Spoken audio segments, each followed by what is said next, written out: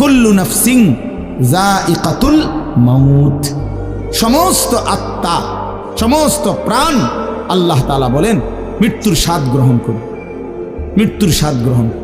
কুল ইন্নাল মাউতাল্লাযী তাফিরুনা মিনহু ফাইন্নাহু মুলাকীকুম, আল্লাহ তাআলা বলেন হে নবী আপনি বলে দেন ও দুনিয়াবাসী, মৃত্যু থেকে তোমরা যেখানেই পলায়ন করো না কেন, মৃত্যু তোমাদের সাথে সেখানে গিয়েই নিজেই মোলাকাত করো, সাক্ষাৎ করো। তুমি ডাকতে হবে না, মৃত্যু নিজেই আসে, মৃত্যু নিজেই আসে।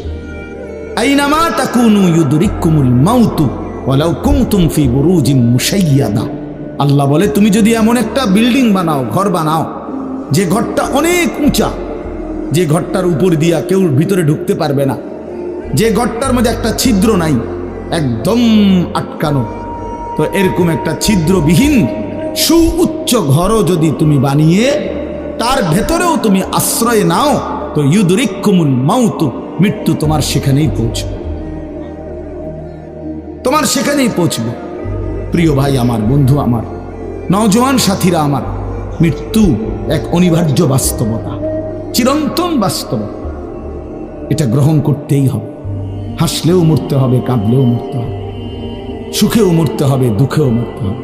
রাজপ্রাসাদ আর অট্টালিকার মানুষটাও মরে যাবে, জীর্ণ কুটিরে যে লোক থাকে, হ্যাঁ, সেই লোকটাকেও মরতে হবে। জীবনে কোনোদিন দুঃখ দেখে নাই যে সেও মরে যাবে, জীবনে কোনোদিন সুখ দেখে নাই যে সেও মরে যাবে, সব মরে যাবে। এটাই সত্য, এটাই বাস্তবতা। অতএব মৃত্যু এক অনিবার্য বাস্তবতা, এটা গ্রহণ করতেই হবে।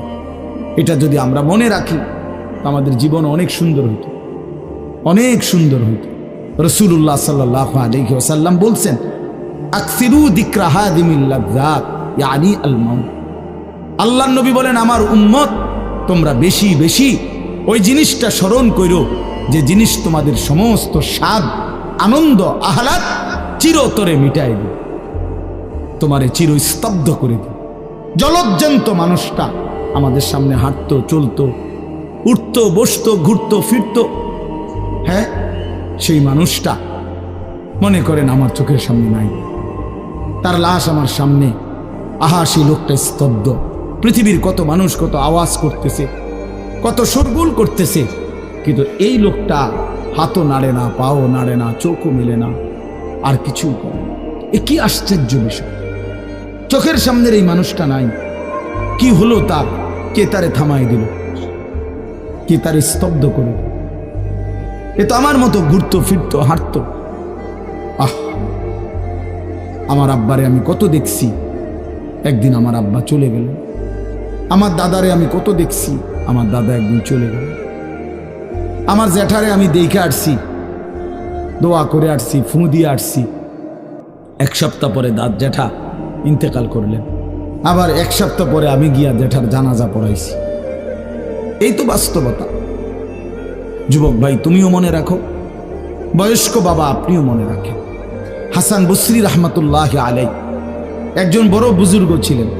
উনি বলতেন, তিনি যখন কোনো যুবককে দেখতেন আর বয়স্ক দেখতেন, তো তিনি যুবকদেরকে বলতেন ইয়া মা'শারাশ শাবাব ইন্না যারআ কাদ তুদরিকুহুল আহাতু ক্বাবলা আন ইয়াবলুগা।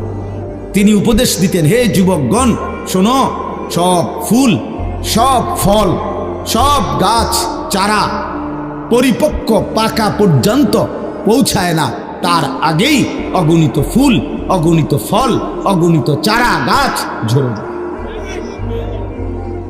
ঝরে। এটা উনি মনে করাইতেন মৃত্যুর কথা। উনি এটা বুঝাইতেন, যুবক তুমি দেখো একটা আম গাছের মধ্যে যতগুলো মুকুল ধরছে ফুল, সবগুলো আম হয় না। যতগুলো আম ধরছিল ছোট ছোট, সবগুলো বড় পাকা পর্যন্ত যায় না, তার আগেই ঝরে যায়। ঝরেই যায় বেশি, থাইকা যায় অল্প।